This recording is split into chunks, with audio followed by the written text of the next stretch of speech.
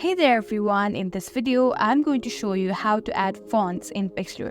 So you want to text in some words and you don't like the font, you want to change the font, you want to add font to it, then you've come to the right place. In this video I'm going to show you exactly how to add font. It's quite simple, so without any further ado, let's dive right in. Let's tap into the app itself, and here let's tap in text, and suppose let's write cars.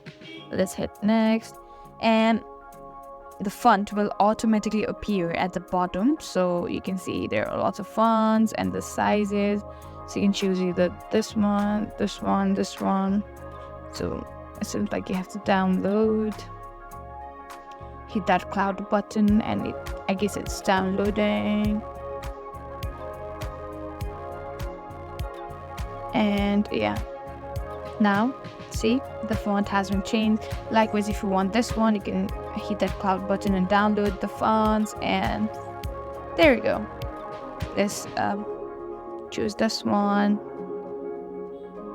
and as you can see, so this is how you add fonts to Pixlr. I hope this video was helpful. If so, give this video a thumbs up and subscribe to our channel. If you have any queries, drop a comment in the comment section down below. I'll be more than happy to help with that.